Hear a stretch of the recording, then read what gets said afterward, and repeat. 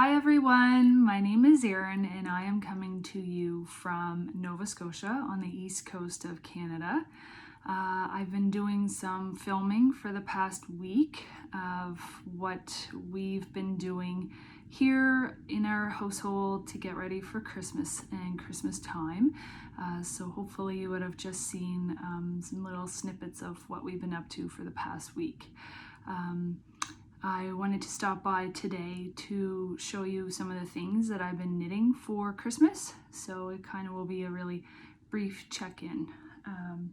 Bear with me because I haven't done this in a long time. So prior to Christmas, I always have lots of high hopes for my knitting. I'm sure some of you out there probably feel that way too, or maybe some of you just call off all knitting pressure and just knit what you feel like. I feel like as the years go by, I'm more interested in less Christmas knitting during Christmas and more just enjoyable knitting, but I have done a few projects that have brought me some joy. So the first one that I've completed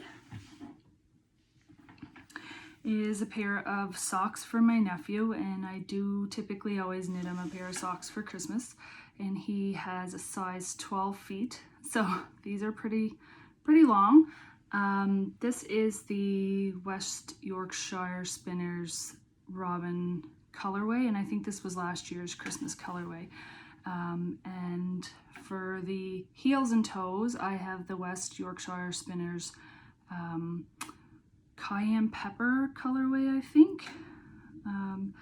This yarn also came with a free pattern for cabled socks throughout.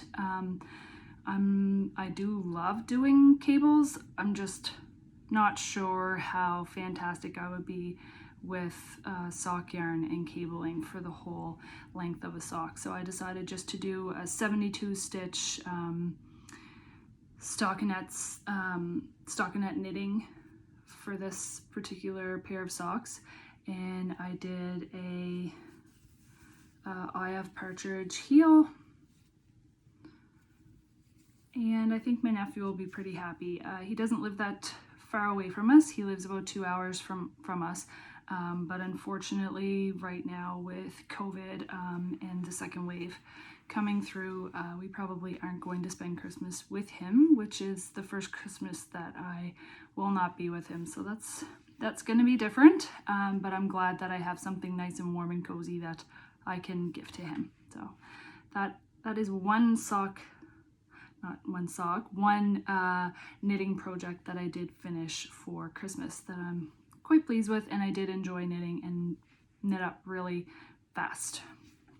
I also had some high hopes to knit some of the gnomes as gifts, maybe teacher gifts for my son's teachers. I have two little boys. They are 6 and almost 5. So they have between them, just in school, not at their daycare or after school program, they have 4 teachers. So I thought maybe I might do some gnomes. I don't think that is going to happen as we come closer to Christmas. Today is December 6th, and I don't want to put too much pressure on myself to do that, but I did knit some little trees, these little corkscrew trees. I did 4.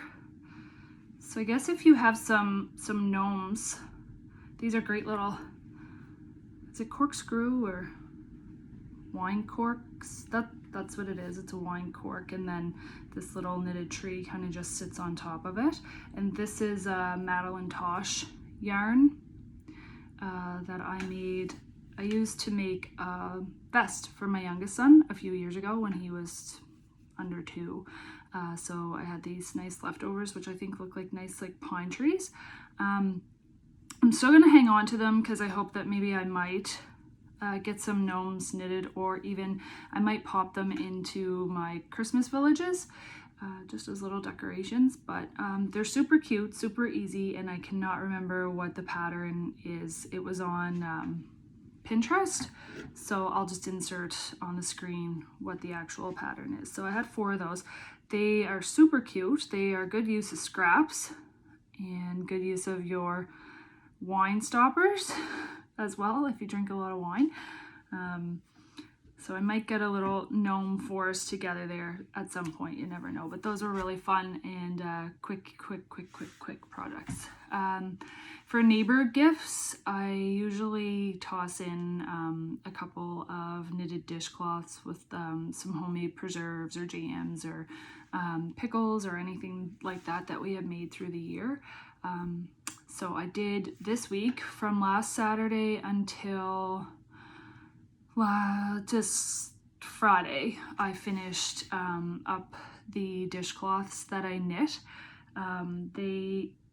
I like knitting dishcloths. I think it's really fun. It's pretty satisfying after just spending a couple hours or an evening knitting. You have a nice dishcloth you can use. So like it's instant gratification when it comes to knitting.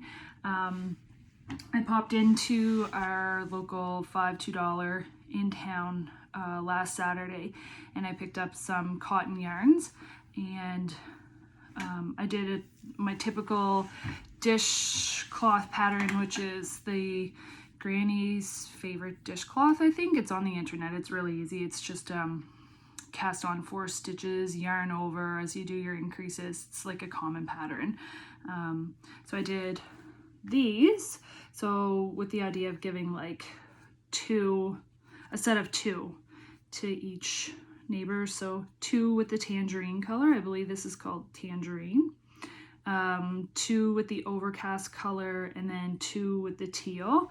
So I think they're really cute, and I might knit myself a couple of these over Christmas too, because I have quite a bit of yarn left over. And the white is the off-white, and that's Bernat, all of them. So I still have lots of each one left, so I think I could still probably, with what I have, I could still probably make at least 3-4 dishcloths just for myself. So I think these are really great little gifts and always useful. And of course, if the person you're giving them to doesn't want them, they can always re-gift them to somebody else. So that's it for my finished objects of what I've completed for Christmas knitting. Yesterday I did cast on another project for my dad, which is it's in the saltwater mittens gifts book, I think. The pattern is the Harry Hibbs hat, but I think they call it a salt and pepper cap in the book. My grandmother, my dad's mom, was from Newfoundland, and she was a fabulous knitter, amazing homemaker, very talented knitter, and she had knit my father one of these hats. I remember when I was a kid, my dad always wearing this hat, and it was made out of kind of a blue color like this yarn. This is the Briggs & Little Heritage in the blue heather, and that's 100% wool. I think my dad had one like this that my grandmother made in this color, but maybe even a bit lighter. It's showing up on the camera pretty much true to color. But the one that they, the colorway that they talk about in the saltwater mittens book is like a salt and pepper color, and I'm not even sure if I have the actual tag anymore, but I think they mention it in the pattern. Materials, the Briggs & Little 100% wool in threaded gray and white. That's what it's called, thread and gray and white, but I always call it salt and pepper too. So I cast it on yesterday. Knits up really fast, and I don't know if I just mentioned that I would try to put in a photo of the hat. I just always call them Newfoundland hats when we were kids. I'm not sure what else they're called, but my dad always wore one, and he hasn't worn it in a while. I don't know what happened to his, so I thought maybe I'd knit him another one, and at the very least, he'll probably get a pretty good chuckle out of seeing it. So this is the brim. Brim? Is that the brim? Yeah, not the brim. The brim is this part. This is like the edge of the hat, or is the brim all the way around? And then this is the main part of the hat, which has been the part where I've been doing the increases. So that's just in an afternoon, basically, like between today and yesterday, the little bit of knitting that I've gotten done. And it does just take one skein of the Briggs & Little Heritage yarn. So I love working with the Briggs & Little. It is kind of hard on my hands. I find like the yarn is pretty stiff to work with. It's not like the sock yarn, the 4-ply sock yarn that I typically am used to using. But I enjoy working with it, and I especially love the way that it smells. And I think I've done that before and told you about that before on other videos, how much I love how this smells. Just smells like sheep, maybe. It's a rustic wool. It's pretty toothy, as they say, and it's the first kind of yarn that I ever really knit with, and the first pair of socks that I ever made was with the Briggs & Little. I think it was the Tuffy, because I think the Tuffy has the nylon in it, where the Heritage is just 100% wool. The only thing that I dislike about this pattern right now is that the make one is kind of leaving a gap. I don't know if you can see that. You can kind of see how the light's like shining through in those spots, but I will kind of block it a bit or rinse it. I'm going to try to after it's finished. Just I know that will help in tightening up those stitches. But the make one that they suggest in the pattern is not kind of the most tidiest of make ones. I think there's a better way, but that is the one that they are specifically requesting that you use. Just picking up the little kind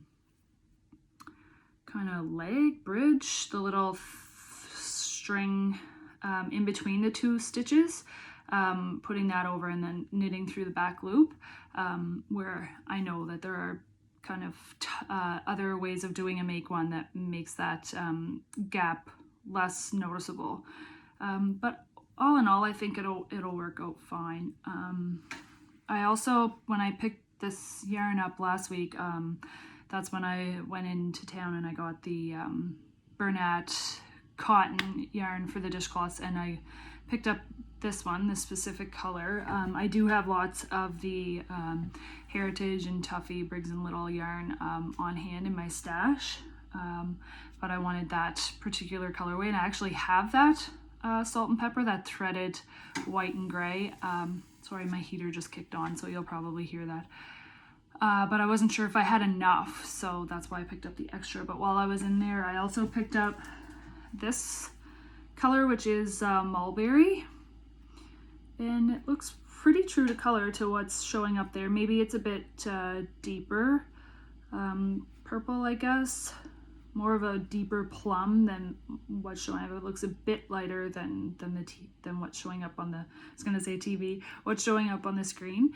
But I have Briggs & Little in kind of mustard, like a gold color, and I just thought it would be really nice maybe if I knit my mama pair of mittens with this as the main color and then the gold in there somehow, either like on the wrist, or if I have another pattern that calls for the Briggs & Little yarn to make a pair of Newfoundland mitts where they have like these little hearts. I think it's called Little Hearts Ease, which I believe is a place in Newfoundland. I've made those mittens before, and I thought maybe if I had time I might be able to make my mom a pair of mitts for Christmas too, just to put with their gift. So that's kind of a knitting plan and work in progress and a couple finished objects, and as Christmas time progresses, maybe I'll be back to show you what I have, show you what I've accomplished. Maybe not, but I do hope to do some more filming in the lead up to Christmas. So hopefully this won't be the only video that you see from me this December 2020. Wherever you're at, wherever you're watching from, I really hope that you're staying safe and managing to make it through COVID and the pandemic with things that keep you happy and keep you grounded and bring you some joy, because right now I think it really is all the small things that we need to appreciate every day to get us all through this in a positive manner. So I hope you're all doing well, and we'll talk again soon. Thank you. Bye.